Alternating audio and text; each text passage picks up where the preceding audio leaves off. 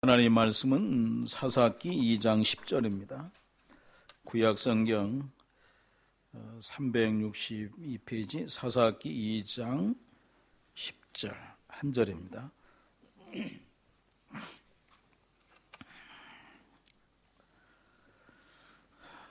사사기 2장 10절 같이 한 목소리 읽으시겠습니다. 그 세대의 사람도 다 그 조상들에게로 돌아갔고 그 후에 일어난 다음 세대는 여호와를 알지 못하며 여호와께서 이스라엘을 위하여 행하신 일도 알지 못하였더라. 아멘.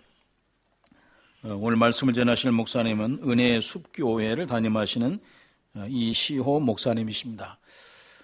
교회는 중랑구 묵동에 있고요. 목사님께서는 라이즈 코리아 사무총장으로 사역도 하셨고요. 또 잠실 주님 사랑의 교회 부목사로 또 사역을 하셨습니다. 저희 뉴미디어 목회과정에 3기를 수료하셨습니다. 풀러 신학대학교에 목회학 박사학위 과정 중에 계시고요. 저희를 위해서 기도해 주시고 또 협력해 주시는 귀한 목사님이신데요. 하나님을 아는 세대의 소명이라는 제목으로 말씀하실 때에 큰 은혜가 있으시기를 바랍니다.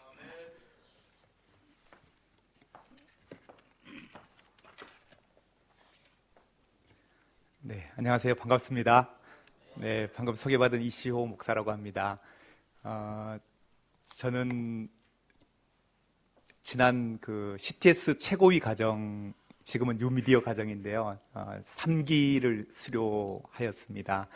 그리고 올해 이제 10기가 진행되었었는데, 새로운 강좌가 많아서 제가 총 8회 가운데 4번을 청강을 하였어요. 그래서 늘 제 마음 가운데 CTS에 고마운 마음이 있고 또 어떻게 이 고마움을 표현할까 이렇게 고민하던 차에 이렇게 말씀을 전해달라고 이렇게 불러주셔서 한편으로는 부담스러운 마음도 있지만 또 기쁜 마음으로 이 자리에 서게 되었습니다. 이 자리를 빌어서 다시 한번 감사의 마음을 전하면서 또 이 시대에 하나님이 저에게 주신 다음 세대에 대한 그 하나님의 마음이 오늘 말씀을 통해서 여러분에게 또 잘 전달되어질 수 있는 그런 은혜가 있기를 주님의 이름으로 축복합니다.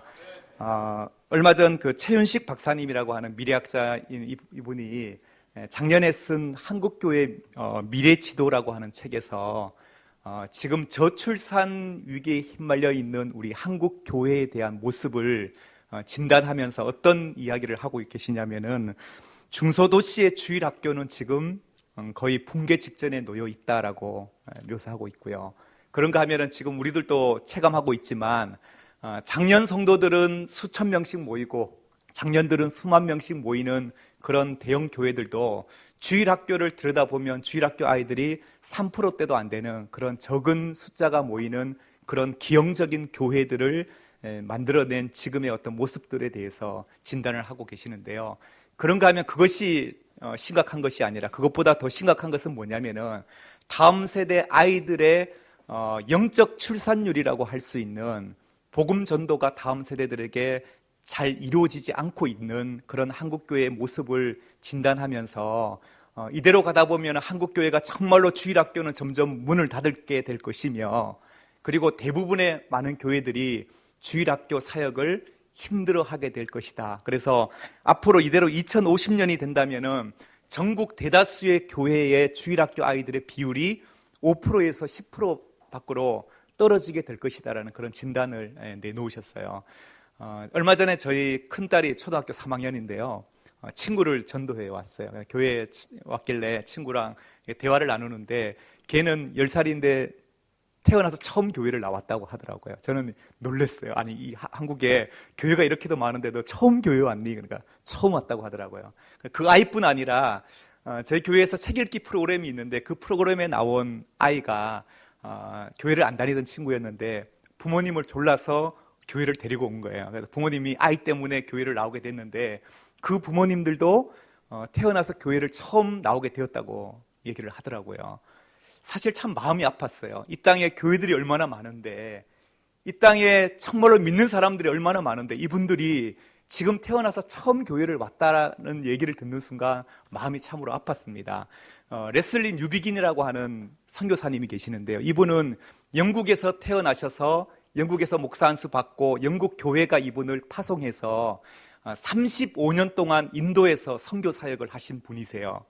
그러니까 35년이란 인생, 자기의 젊음의 모든 시간들을 인도 땅에 가서 복음을 전하고 사역을 마치시고 이제 은퇴 나이가 되셔서 고국에 돌아오신 거예요. 거기 오셔서 이제 한 신학교에서 강의를 하시는데요. 신학교 다음 세대 젊은 학생들, 신학생들을 앞에 놓고 복음을 전한 거죠. 십자가를 얘기하고 예수 그리스도의 부활을 얘기하고 복음을 선포하는데, 그런데 자기의 강의를 듣는 자기 고국의 다음 세대들이 너무나도 이상한 눈빛으로 자기를 바라보고 있더라는 거죠. 그러면서 이 선교사님이 충격을 먹게 된 거예요. 아니, 나는 지금까지 35년 동안 자기의 고국 교회가 자기를 후원해서 인도에 가서 복음을 전하고 돌아왔는데 35년 뒤 돌아와 봤더니 고국의 다음 세대들이 복음에 대해서 냉랭한 반응을 보이고 있더라는 거죠. 자기 고국의 다음 세대들이 복음을 받아들일 마음의 준비도 없고 복음에 대해서 냉담한 그 모습을 바라보면서 충격을 먹은 거예요. 그래서 이 레슬리 뉴비긴의 목사님이 어떤 고민을 하게 되냐면, 도대체 선교라는 것이 무엇일까라는 질문을 던지게 돼요. 선교라는 게 뭘까? 지금까지 우리가 생각하고 있는 선교라는 것은 타 문화권으로 가서 복음을 전하는 게 선교다라고 우리가 인식하고 있는데, 이때 이 목사님이 깨닫게 된 건 뭐냐면, 선교라는 것이 꼭 타 문화에 가서 복음을 전하는 것, 그것이 선교의 최선만은 아니구나. 지금 내가 살아가고 있는 내 삶의 주변에게, 나의 이웃들에게, 또 나의 자녀들에게, 나와 함께 호흡하고 있는 동료들에게 어떻게 복음을 전달할 것인가, 내가 복음의 영향력 있는 삶을 살아갈 것이냐가 중요하지 않냐라는 새로운 관점을 바라보게 되신 거예요. 그래서 우리가 흔히 말하는 미셔널 처치를 얘기할 때 가장 중요한 개념은 뭐냐면은, 꼭 타문화에 가서 복음을 전하는 것만이 선교가 아니라 지금 내가 하나님의 복음을 받은 복음의 빚진 자로서 얼마나 복음에 합당한 삶을 살아가고 복음의 영향력이 나의 삶을 통해 주변 사람들에게 흘러가는가, 이것이 중요하다라는 사실을 깨닫게 된 것이죠. 그 선교학의 루이스 부시라고 하는 유명한 목사님이 계시는데요.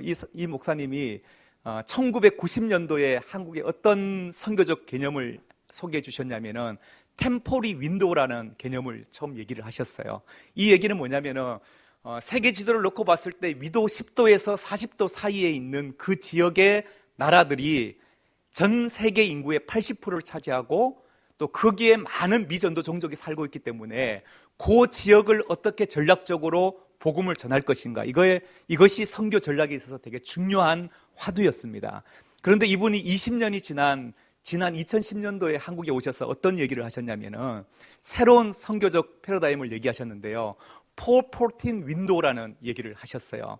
414 윈도우, 이건 뭐냐면은 4세에서부터 14세의 우리의 다음 세대, 아이 세대들이 선교에 있어서 대단히 중요한 세대들로 부각하고 있다는 거죠. 이 말은 뭐냐면은 4세부터 14세의 아이들은 복음에 대해서 되게 수용적이라는 거예요. 복음을 잘 받아들이는 세대라는 거죠. 그 세대를 전략적으로 우리가 복음을 전하지 않으면 희망이 없다라는 거죠. 앞으로의 세대는 다음 세대들이 어떻게 복음을 전할 것인가, 여기에 대한 새로운 패러다임을 소개해 주셨는데요. 오늘 우리는 사사기 2장 10절에 있는 본문을 함께 읽었습니다. 우리 다시 한번 읽어봤으면 좋겠는데요. 시작. 그 세대 사람도 그 조상들에게로 돌아갔고 그 후에 일어난 다른 세대는 여호와를 알지 못하며 여호와께서 이스라엘을 위하여 행하신 일도 알지 못하였더라. 아멘. 이 본문은요, 앞으로 전개되어질 사사시대의 400년의 역사를 어떻게 보면 한 문장으로 요약해 놓은 말씀과 같은 거예요. 400년 동안 이스라엘 백성들이 하나님을 떠나 방황하고 하나님을 떠나서 악을 행하게 되는 그러한 삶을 살아가게 되는데, 그렇게 살아가게 된 원인이 무엇인가? 오늘 본문은 어떻게 이야기하고 있냐면은 여호수아와 하나님을 알았던 한 세대가 하나님 품으로 떠났어요. 죽었어요. 한 세대가 가고 나서 그 다음 또 다른 한 세대가 등장하게 되었는데, 그 세대들이 하나님을 알지 못하는 세대가 등장했다라고 사사기는 말씀하고 있다는 거죠. 여러분, 이게 뭘 의미합니까? 부모 세대 때는 하나님을 잘 섬겼어요. 부모 세대 때는 하나님을 잘 경외하고 축복받으며 살았는데, 그 다음 자녀 세대들이 하나님을 알지 못하는 세대가 등장하게 되었다라고 성경은 말씀하고 있다라는 거죠. 저는 이 본문을 읽을 때마다 어떤 마음의 안타까움이 있냐면 이것이 앞으로 우리 한국교회가 직면하게 될 모습이 아닌가라는 그러한 마음 때문에 두려운 마음들이 제게 있다라고 하는 사실이에요. 부모 세대 때는 하나님을 잘 섬기고 교회가 축복을 받았는데, 그러나 그 다음 세대가 하나님을 알지 못하는 세대가 등장하게 될 이유가 무엇일까요? 그것은 바로 부모 세대가 자녀 세대들에게 자기가 만난 하나님을 제대로 잘 가르쳐 주지 못했기 때문이다라는 거죠. 내가 만난 하나님을 자녀들에게 잘 전수해 주지 못했기 때문에 우리의 다음 세대 안에 그러한 암흑의 시대를 경험하게 될 것이다라고 하는 그러한 말씀입니다. 그런 의미에서 볼 때 저는 우리가 하나님을 아는 세대 아니에요, 그죠? 오늘 이 채플에 오신 여러분들 한 사람 한 사람은 다 하나님을 아는 분들이에요. 우리는 이미 하나님을 아는 세대란 말이에요. 그렇다고 한다면 하나님이 우리에게 주신 부르심이 뭐냐? 하나님이 저와 여러분에게 주신 소명이 뭐냐? 그거는 바로 내가 만난 그 하나님을 우리의 다음 세대들에게 잘 전해주고 전승해 주는 것이 바로 먼저 믿은 우리에게 주신 하나님의 부르심인 줄 믿습니다. 여러분에게 하나님의 그 소명이 있다는 사실을 깨닫게 되기를 주님의 이름으로 축복합니다. 저는 우리 한국교회가 놓치는 것 중에 한 가지가 뭐냐면요, 지금까지 저희들은 복음 전도를 얘기할 때 수평적인 복음 전도에 대해서는 참 많이 강조되었어요. 이웃들에게 복음을 전하고 또한 해외로 나가서 복음을 전하고 다른 사람들에게 복음을 전하는 것, 여기에 대한 강조는 참으로 많이 되었는데 진정 복음의 수직적인 전파에 있어서만큼은 우리는 간과해 오고 있지 않았나라는 거죠. 복음의 수직적 전파라는 건 다름이 아니라 우리의 자녀들에게, 우리의 다음 세대들에게 우리는 복음을 제대로 가르치고 전수하는 사명을 우리가 잘 감당하지 못했다라는 사실입니다. 그런 의미에서 저는 우리가 하나님을 아는 세대로서 이 소명을 잘 감당하기 위해서 두 가지를 함께 나눴으면 하는데요. 그 첫 번째는 뭐냐면은 부모가 자녀들에게 신앙을 가르치고 신앙을 양육하는 것이 1차적인 책임이 부모에게 있다는 것을 깨닫는 데서부터 저는 시작된다고 생각합니다.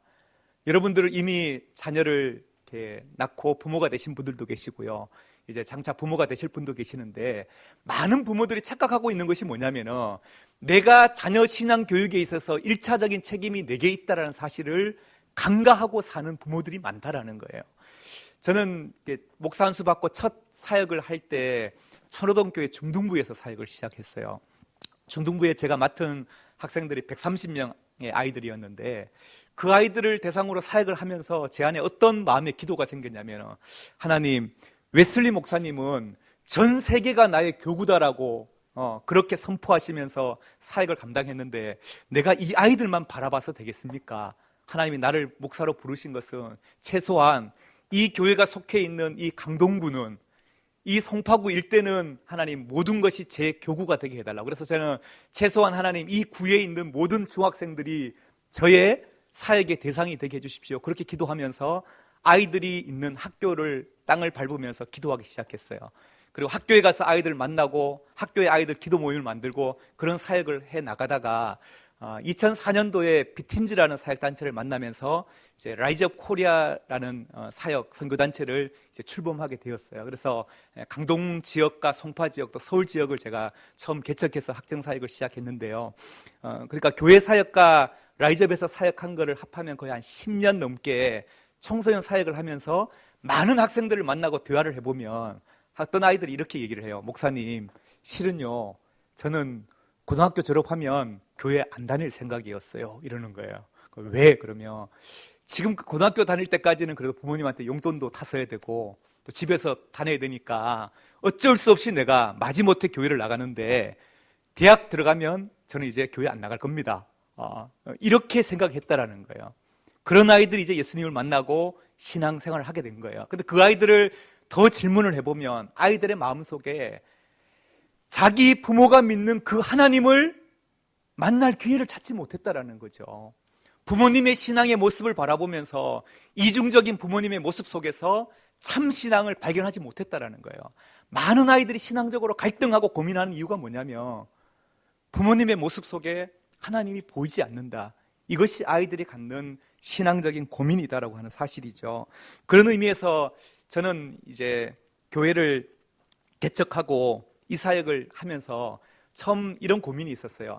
하나님이 제가 부목사로 사역을 하고 있는 가운데 교회를 개척하라는 그런 부르심이 있으셨어요. 그래서 개척을 해야 되나 말아야 되나 고민하는 가운데, 아니 하나님, 이 땅에 교회도 많은데 뭐 굳이 교회를 또 개척합니까? 교회도 수없이 많은데, 그런 마음이 들었는데, 그런가 하면 또 한편으로 보면 어떤 분들은 그래요. 지금 개척하면 3년 내에 교회가 자립하고 교회가 온전히 살아남을 수 있는 확률이 10%도 안 된다, 이런 말씀하시는 거예요. 야, 이게 현실이구나. 이런 척박한 상황 가운데 많은 사람들이 교회를 떠나고 다음 세대를 교회를 떠나는 이 시대에 내가 교회를 개척한다는 게 과연 가능할까? 그런 마음이 들었지만, 하나님이 제게 주신 한 가지 확신은 뭐냐면은, 제게 주신 부르심과 비전에 대한 확신이었어요. 그것은 뭐냐면은, 가정을 살리고 다음 세대를 세우는 교회를 이루라고 하는 그 주님의 비전이 있었기 때문에 용감하게 교회를 개척하게 되었어요. 그래서 제가 작년 6월 달에 처음 이제 중랑구 묵동 지역에서 교회를 개척하였고요. 아직 힘들지만 개척의 사역을 하고 있습니다. 그러면서 하나님이 제안해 주시는 확신은 뭐냐면은, 하나님이 이 시대에 무너져가는 가정들을 살리고 무너져가는 우리의 다음 세대를 세워나가는 것이 장차 앞으로 한국교회 전체를 바라볼 때 너가 해야 될 일이고 반드시 붙잡아야 될 사역이다라는 그 마음을 주셨기 때문에 이 길까지 오게 되었다라고 하는 사실이죠. 저는 오늘날 많은 부모들을 바라보면요, 부모님들이 내가 정말로 하나님으로부터 부름받은 첫 번째 부모로서의 나의 미션이 내 자녀를 신앙 안에서 잘 가르치고 양육할 사명이 내게 있다라는 사실을 많은 부모들이 잊고 살아간다라는 거죠. 여러분 자녀들의 신앙의 1차적인 책임이 누구에게 있습니까? 여러분 교회 목회자들에게 있다고 생각하십니까? 그렇지 않습니다. 1차적으로는 부모에게 있다는 사실을 깨닫게 되기를 주님의 이름으로 축복합니다. 두 번째 함께 나누고 싶은 건 뭐냐면은, 다음 세대들에게 삶으로 복음을 보여주는 세대가 되었으면 좋겠다라는 거죠. 한번 따라해 볼까요? 다음 세대에게 삶으로 복음을 보여주자. 저는 우리가 먼저 하나님을 아는 세대들이요, 우리의 삶을 통해 다음 세대들에게 복음을 보여줄 수 있는 그런 신앙의 삶을 살아가는 기성세대들이 많아지기를 주님의 이름으로 축복합니다. 많은 아이들이 가운데 아까 부모에 대한 신앙적인 이중적인 모습 얘기했잖아요. 어떤 부모님이 저에게 찾아와요. 목사님, 우리 애가요 교회도 잘 안 나가려고 그러고 나쁜 친구들이랑 어울려 다니고 너무너무 힘이 듭니다. 애를 위해서 기도 좀 해주세요. 그래요. 그래서 그 아이를 만나고 막 훈련시키고 하다 보면 아이들의 개중에는 변화가 돼요. 변화해서 새벽마다 나와 기도하고 열심히 신앙훈련 받는단 말이죠. 그러면 부모님이 또 찾아와요. 목사님, 우리 애가 너무 빠지는 것 같아요. 제발 좀 어떻게 해주세요. 이런단 말이죠. 아니, 아이가 지금 문제라서 탈선해서 걱정이라고 염려할 때는 언제고, 아이가 좀 하나님 앞에 자기의 삶을 드리려고 하니까 부모들은 내심 걱정하는 거예요. 저는 부모 세대에 우리의 신앙을 바라보면서 어떤 생각을 가져보냐면, 과연 내가 믿고 있는 하나님, 내가 바라보고 있는 이 신앙이 정말로 내 자신의 행복을 위한 도구이냐, 아니면 내가 정말로 하나님의 나라를 위해서 내 삶이 죽어지고 하늘의 미랄로 썩어져가는 그러한 십자가의 길을 걸어가려고 하는 그런 신앙을 내가 붙잡고 있느냐, 우리가 질문해 봐야 한다는 거죠. 저는 많은 기성세대들이 나의 안일함과 나의 행복과 나의 평안함을 위해서 신앙을 찾으려 하지, 정말로 하나님의 나라를 위해서 자신을 헌신하려고 하는 부모 세대들이 많지 않기 때문에 우리의 자녀들이 신앙 안에 머물지 못하는 거 아니냐라는 생각을 해보게 됩니다. 어떤 한 의대를 졸업하고 정말로 앞이 촉망받는 한 청년이 있었어요. 그런데 이 청년이 자기의 그 앞길을 다 내려놓고 하나님의 부르심이 있어서 아프리카 오지로 가서 정말로 평생을 하나님 앞에 드리기로 헌신했다, 이런 간증을 들으면 많은 부모님들이 감동을 해요. 도전을 받아요. 그런데 막상 내 아이가 그 길을 가겠다고 할 때 많은 부모들은 말린다라는 거죠. 이건 아니지 않냐라고. 이게 우리의 현실이다라고 하는 사실이죠. 저는 우리가 먼저 하나님을 아는 세대로서 나 자신부터가 하나님 앞에 정말로 살아있는 신앙인으로 살아가게 되기를 주님의 이름으로 축복합니다. 그 모습이 우리의 다음 세대들에게, 우리의 후배들에게 비춰질 수 있는 모습이 되기를 간절히 원합니다. 이번 세월호 사건을 저는 겪으면서요, 참 회자되고 있는 말 중에 참 안타까운 이야기가 뭐냐면 이런 이야기예요. 선내에서 배가 침몰해 가고 있을 때 안내 방송이 어떻게 나왔어요? 선내에 조용히 머물고 있으라고, 움직이지 말라고. 그 안내 방송을 들었던 많은 학생들은 정말로 탈출도 하지 않고 선내에 머물러 있다가 결국 침몰하고 죽게 되었어요. 그런데 그 방송을, 솔직하게 얘기하면 방송을 듣지 않았던 아이들은 어떻게 된 겁니까? 살아나게 된 거예요.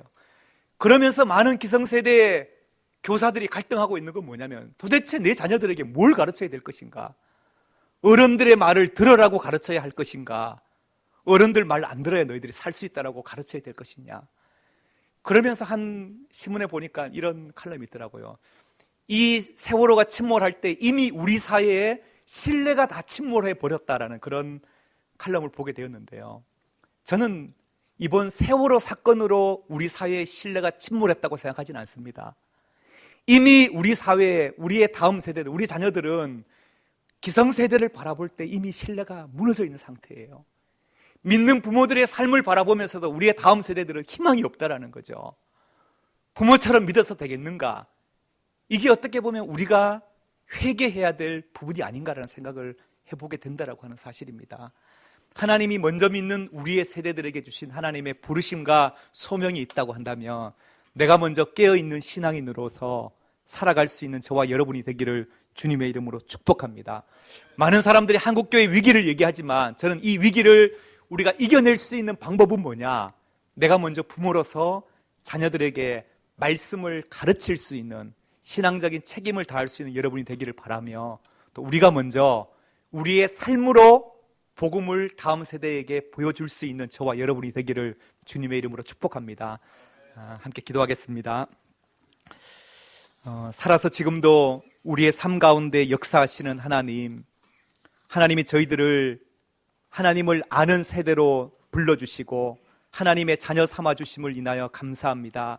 하나님, 저희들에게 하나님을 아는 이 믿음을 허락해 주셨는데 우리의 그 부르심이 또한 우리가 살아가고 있는 이 땅 가운데 우리의 다음 세대들에게 우리가 복음을 전수해야 되고 우리가 이 복음을 다음 세대들에게 물려줘야 될 사명이 우리에게 있다라는 것을 잊지 않게 하여 주옵소서. 자녀들을 복음으로 가르칠 수 있는, 말씀을 가르칠 수 있는 부모가 되게 하여 주옵소서. 우리의 삶으로 복음을 보여줄 수 있는 저희들의 삶이 되게 하여 주옵소서. 특별히 하나님, CTS 방송국을 통해 하나님 아버지 주님의 복음이 세계와 열방 가운데 또한 우리의 다음 세대들에게 효과적으로 잘 전달될 수 있도록 은혜 위에 은혜를 베풀어 주시옵소서. 예수님의 이름으로 기도드립니다. 아멘.